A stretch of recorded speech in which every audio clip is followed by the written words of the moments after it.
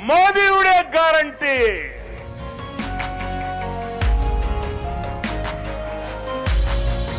രാജ്യത്ത് ഒരു തെരഞ്ഞെടുപ്പ് കമ്മീഷനുണ്ട്. രാജാവിനേക്കാൾ വലിയ രാജഭക്തരാണ് അവിടെ ഇരിക്കുന്നത്. മോദിയെ വെള്ളപൂശുക എന്നതാണ് അവരുടെ പ്രധാന ജോലി.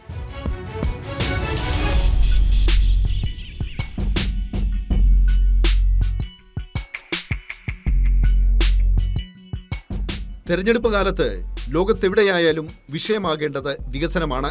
എന്നാൽ വർഗീയത ആളിക്കത്തുന്ന നാട്ടിൽ ഒരിക്കലും വികസനം വിഷയമാകില്ല. 2 വർഷം പിറകോട്ട് പോകാം. ഗുജറാത്ത് നിയമസഭാ തെരഞ്ഞെടുപ്പ് പ്രചാരണം നടക്കുന്ന സമയം 2002 ഗുജറാത്തിൽ കലാപം നടന്നത്. 20 വർഷങ്ങൾ പിന്നിട്ടു. പക്ഷേ അമിത്ഷായ്ക്ക് 2022 പറയാനുള്ളത് കലാപത്തെക്കുറിച്ചായിരുന്നു. 2002 એક વાર નરેન્દ્રભાઈ વખતે અડપલું કરવાનો ટ્રાય કર્યો. એવો પાઠ ભણાયો કે 2002 પછી 22 હજી કોઈ ડોકું ઊંચું નથી કરતું. ભાઈ રમખાણો કરાવવા વાળા ગુજરાતની બહાર જતા રહ્યા. ભારતીય જનતા પાર્ટીએ ગુજરાતમાં શાંતિ સ્થાપી કર્ફ્યુ વગરનો પ્રદેશ બનાવવાનું કામ આ ભારતીય જનતા પાર્ટીએ કર્યું છે. അവരെ പാഠം പഠിപ്പിക്കുമത്രേ. ആരാണ് ഈ അവർ? അവരെന്നതുകൊണ്ട് ഉദ്ദേശിക്കുന്നത് ഗുജറാത്തിലെ മുസ്ലിങ്ങളെയാണ്. പാഠം എന്നതുകൊണ്ട് ഉദ്ദേശിക്കുന്നത് ഗുജറാത്ത് കലാപത്തെയാണ്.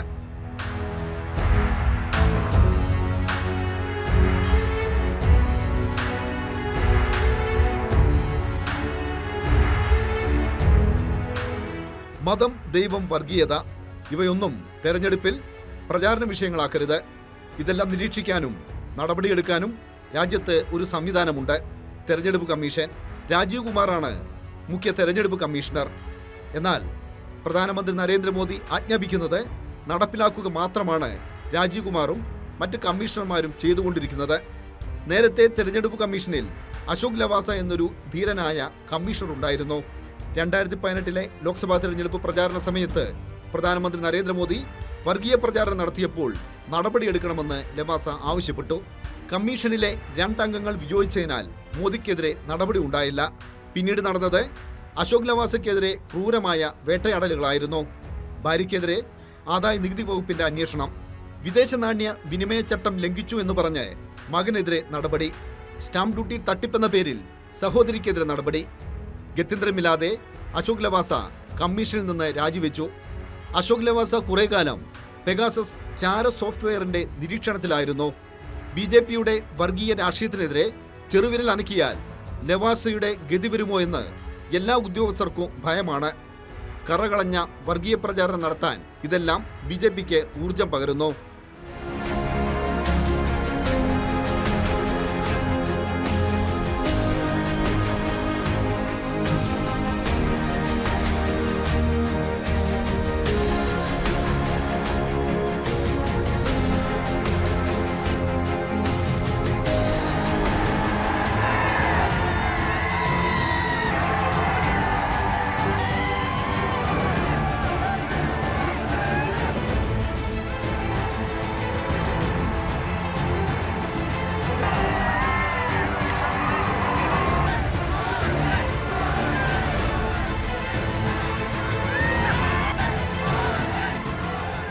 പ്രധാനമന്ത്രിക്കെതിരെ അടക്കം ആക്ഷേപങ്ങൾ ഉയർന്നു വന്നിട്ടുണ്ട്. ആ ഘട്ടത്തിൽ ഒന്നിൽ പോലും തെരഞ്ഞെടുപ്പ് കമ്മീഷൻ ഇടപെട്ട് തെരഞ്ഞെടുപ്പ് കമ്മീഷൻ്റെ നിഷ്പക്ഷത വ്യക്തമാക്കുന്ന നിലപാട് സ്വീകരിച്ച അനുഭവം രാജ്യത്തിനില്ല. ഇപ്പോൾ പച്ചയായി തന്നെ തെരഞ്ഞെടുപ്പ് രംഗത്ത് പറയാൻ പാടില്ലാത്ത രീതിയിൽ ഒരു പ്രത്യേക മതവിഭാഗത്തെ കുറ്റപ്പെടുത്തുകയും പ്രത്യേക വിഭാഗത്തിൻ്റെ വികാരം കുത്തിയിളക്കത്തക്ക രീതിയിൽ വർഗീയ പ്രചരണം നടത്തുകയും ചെയ്തിരിക്കുന്നു. അങ്ങനെ നടത്തിയത് പ്രധാനമന്ത്രിയാണ്.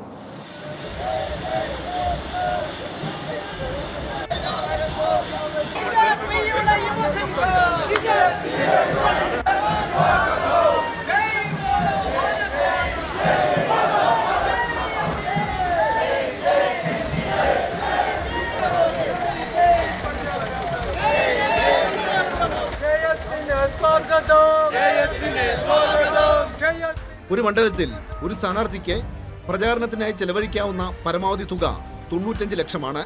എന്നാൽ വൻതോതിലാണ് കള്ളപ്പണം ഒഴുകുന്നത്. കഴിഞ്ഞ നിയമസഭാ തെരഞ്ഞെടുപ്പിൽ BJPക്കായി കൊണ്ടുവന്ന കള്ളപ്പണം കൊടകരയിൽ പിടികൂടി. മഞ്ചേശ്വരത്തും ബത്തേരിയിലും കള്ളപ്പണം നൽകിയ കേസിൽ BJP അധ്യക്ഷൻ K. സുരേന്ദ്രൻ പ്രതിയാണ്. ഇത്തവണ K. സുരേന്ദ്രന് വേണ്ടി വോട്ടർമാരെ സ്വാധീനിക്കാനായി വയനാട്ടിലേക്ക് ഭക്ഷ്യക്കിറ്റുകൾ കൊണ്ടുവന്നു. ആദിവാസികളെ സ്വാധീനിക്കുക എന്നതായിരുന്നു ലക്ഷ്യം.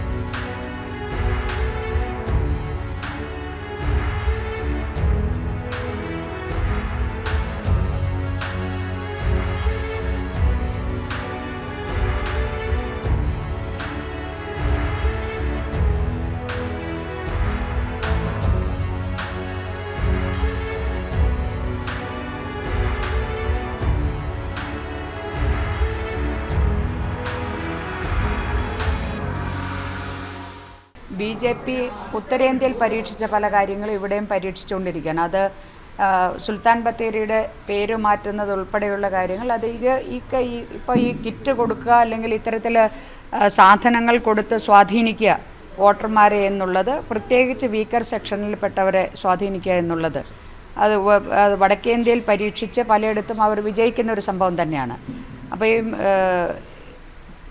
ഇലക്ട്രൽ ബോണ്ടിലൂടെ പണമെല്ലാം അടിച്ചു മാറ്റിയിട്ട്, രാജ്യത്തിൻ്റെ പണം അടിച്ചു മാറ്റി അത് ഇങ്ങനെ ഈ രീതിയിൽ MP-മാരെ നേരിട്ട് വാങ്ങുക അല്ലെങ്കിൽ MLA-മാരെ വാങ്ങുക, അട്ടിമറിക്കുക, ഭരണം അട്ടിമറിക്കുക. അതല്ലാതെ അതിനപ്പുറത്തേക്ക് തെരഞ്ഞെടുപ്പുകൾ വരുമ്പോൾ വോട്ടർമാരെ ഈ രീതിയിൽ സ്വാധീനിക്കാനുള്ള ശ്രമമാണ് BJP ഇവിടെ നടത്തിയിരിക്കുന്നത്.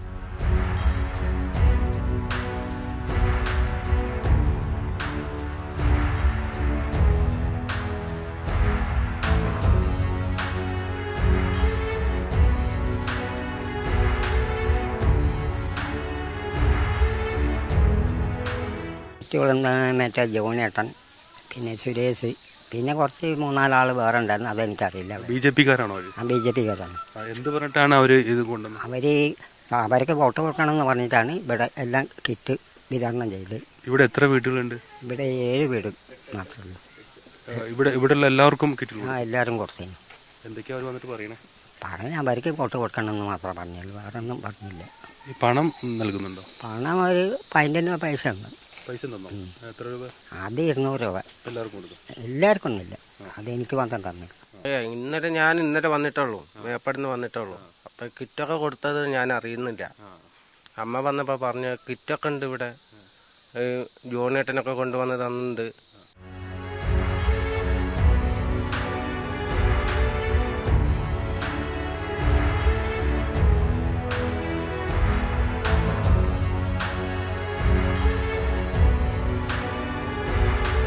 കഴിഞ്ഞ 10 വർഷങ്ങൾക്കിടയിൽ പ്രധാനമന്ത്രി നരേന്ദ്രമോദി ഒരു തവണ പോലും വാർത്താ സമ്മേളനം നടത്തിയിട്ടില്ല. കാരണം മോദിക്ക് ചോദ്യങ്ങളെ ഭയമാണ്. ഇപ്പോൾ ഇതാ കുറെ അഭിമുഖങ്ങൾ വന്നിരിക്കുന്നു. മോദി തന്നെ ചോദ്യങ്ങൾ എഴുതി തയ്യാറാക്കിയ നാടകങ്ങളാണ് അവയെല്ലാം.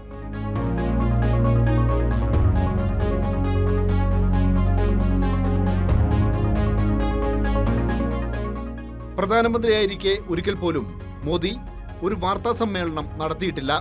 ഒട്ടുമിക്ക മാധ്യമങ്ങളെയും മോദി കൈപ്പിടിയിലാക്കി. മോദിയുടെ കള്ളത്തരങ്ങൾ തുറന്നുകാട്ടിയവരെ നിശബ്ദരാക്കാൻ ശ്രമിച്ചു. പ്രബീർ പുരകായസ്ഥ എന്ന മാധ്യമപ്രവർത്തകൻ ഇപ്പോഴും ജയിലിലാണ്. BBC-യുടെ ഇന്ത്യൻ ഓഫീസുകൾക്ക് പ്രവർത്തനം അവസാനിപ്പിക്കേണ്ടി വന്നു. മോദിയെ പാടി പുകഴ്ത്തുക, അതാണ് ഒട്ടുമിക്ക മുഖ്യധാരാ മാധ്യമങ്ങളുടെയും മാധ്യമ പ്രവർത്തനം.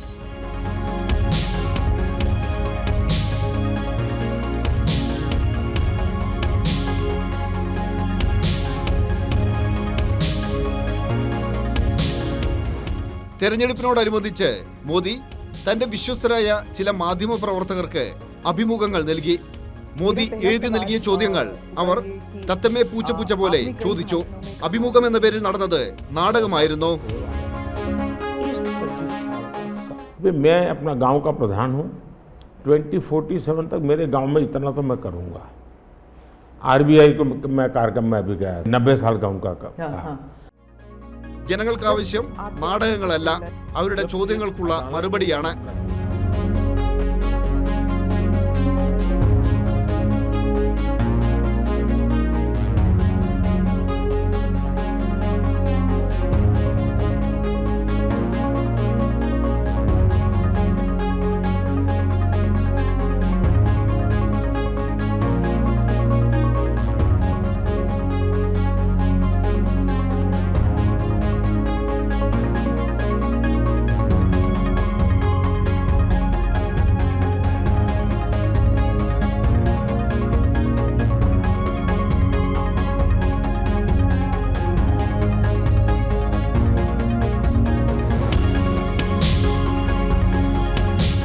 തെരഞ്ഞെടുപ്പ് തീയതി പ്രഖ്യാപിക്കുന്ന ഘട്ടത്തിൽ BJPയുടെ ലക്ഷ്യം 400 ലോക്സഭാ സീറ്റുകളായിരുന്നു. ആ ലക്ഷ്യം കൈവരിക്കാനാവില്ലെന്ന് വളരെ നേരത്തെ തന്നെ BJP തിരിച്ചറിഞ്ഞിരിക്കുന്നു. ഇപ്പോഴത്തെ അവസ്ഥയിൽ കേവല ഭൂരിപക്ഷം ലഭിക്കുക എന്നതുപോലും അസാധ്യമാണ്. ഈ തിരിച്ചറിവോടെയാണ് BJP നേതാക്കളെല്ലാം ഇപ്പോൾ വർഗീയ പ്രചാരണങ്ങൾ നടത്തുന്നത്. ജനാധിപത്യത്തിൽ ജനങ്ങളാണ് രാജാക്കന്മാർ. ശരിയും തെറ്റും തിരിച്ചറിയാൻ അവർക്ക് ശേഷിയുണ്ട്. ഇത്തവണത്തെ ദേശീയ സർവ്വദേശീയം ഇവിടെ സമാപിക്കുന്നു. നന്ദി, നമസ്കാരം.